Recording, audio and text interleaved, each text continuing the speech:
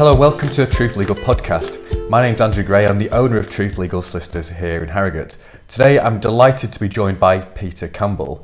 Peter is a consultant orthopeadic surgeon based in York, and he sees private and NHS patients. He also does some life coaching, and I've interviewed Peter for another podcast. If you have a look at the Harrogate podcast, you'll see all about it. But today on the Truth Legal podcast, my questions are going to be all about personal injury and clinical negligence. Peter, so thank you very much for being interviewed by me for the second time. How are you? I'm very well, Andrew. Thank you very much for the invitation. Pleasure to be back. Great. Now, one of the blogs that I've written, which has the most traction online, is about what to expect when someone who's been injured in an accident, who then brings a claim, has to go and see a consultant orthopaedic surgeon. Most people are most daunted by going to see a doctor anyway, but to see a doctor in a legal context is doubly concerning for people. Just explain to my listeners who perhaps going through this process what it's like for you seeing them in this context. You're absolutely right, Andrew, that I think as clinicians, as consultants, we recognise that for patients who are seeing us in this context of medical legal, it is a really daunting and often an occasion that they don't know what to expect. So helping them to understand that, to allay some of their fears is really important. Our role as a specialist when we see somebody who's had a personal injury claim is very much around supporting the legal process. Our role is to be an expert for the court, and with that in mind, what your clients will experience will be a fairly comprehensive discussion around the circumstances of the accident, what the impact was of them, both in the short term and long term, and also a little bit of a conversation around their past medical history and any issues they may have had prior to the accident in question. The consultant is not there to treat your client. It's not a medical consultation in that sense, but often the specialist will, if appropriate, recommend to the court various treatment options if they feel that that might be appropriate given the condition that the client may be in at that time. So it's often a fact-finding opportunity for the specialist, and it's very much about hearing and listening to your client's story about the circumstances of the injury and the accident and the impact that it's had on their lifestyle. Now, I think your job is super difficult. Not the diagnosis part and the reading of the medical records and the asking of the questions. I think that's fairly easy. Predicting the future for that person, the prognosis, which is really where the value usually is in a personal injury claim, is, I think, almost impossible task for any medical legal expert in any field. How do you go about working out what the future would have been with that diagnosis, what the prognosis will be? You're right. Predicting the future is fraught with inconsistencies, and none of us can predict with any degree of robust certainty.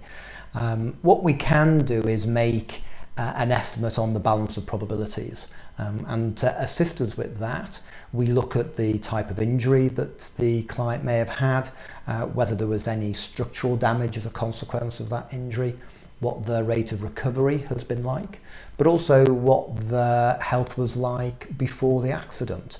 Because the reality is that all of us over time are getting older, and all of us may develop conditions that are part of that normal aging process. And we need to be able to tease out the impact of the accident or injury on that natural process, so that we can provide some clarity between the two. And that's not always an exact science, and there will obviously at times be a spectrum of opinion as to that impact, and all we can do is base that on the best evidence we have on our own and our personal clinical experience. Now, I have the pleasure of training medical legal experts, and I always make this point to them, is that even if they are paid for by the claimant solicitor's side or the defendant solicitor's side, their job, as you've already alluded to, is to the court. And the test for them when answering any questions is, would they give this answer if the other side was paying them?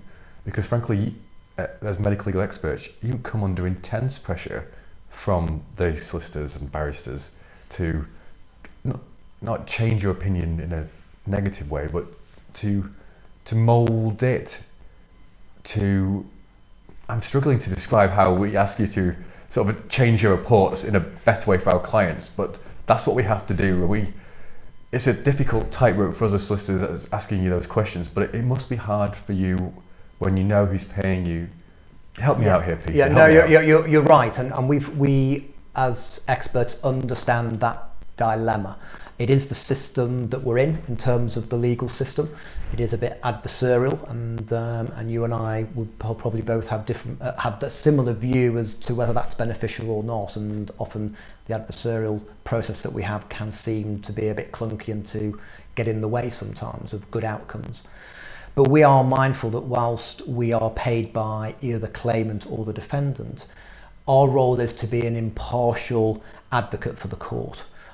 And we need to be clear that any conclusions that we draw are based on sound evidence and are based on are the truth as we see it, and based on our experience, irrespective of who is actually funded and given us our instructions.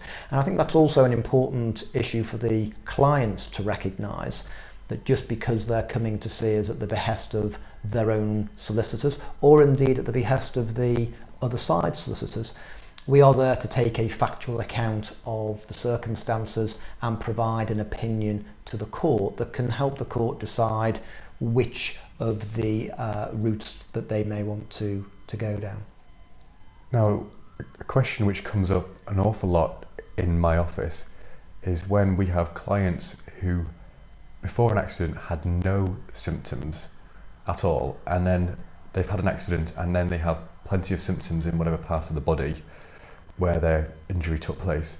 But then the medical expert, someone like you, would often say, well, this person had degeneration. They were going to be like this anyway in so-and-so period of time. My understanding is that's what's called asymptomatic, whatever it would be. Mm-hmm. How do you go about explaining that to someone, that they were perfectly healthy before an accident and actually their injury would have manifested itself in 3 years' time, 2 years' time? Where's the science behind that?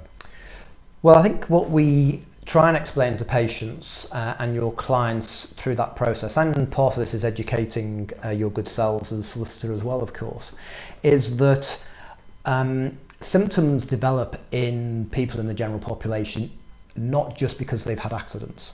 So back pain is a common example that many people in society will develop back pain and not have had a significant injury or accident. So back pain is common within the general population. If somebody develops back pain as a consequence of their injury, then depending upon their age and in the results of investigations, we may well be able to say that on the balance of probabilities, they are likely to have developed some symptoms over the fullness of time, even if the accident hadn't have occurred.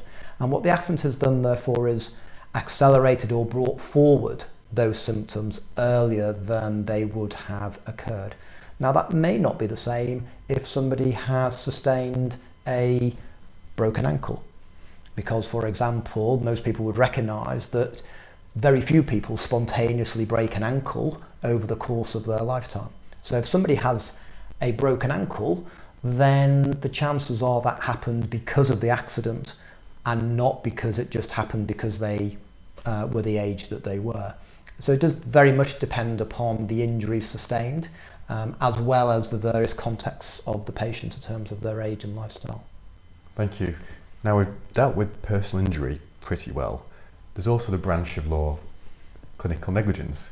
Now, clinical negligence, essentially, my clients are bringing claims against people like you, I suppose, for given poor treatment and therefore poor outcome and so on and so forth. What's your job as a medical legal expert in a clinical negligence setting? Could you explain that to my clients? Because it's a little bit different. Yes, you're right. And I think that clearly the circumstances are different. Often in these situations, obviously the client is bringing a claim against an individual doctor or against an organisation, a hospital, for example.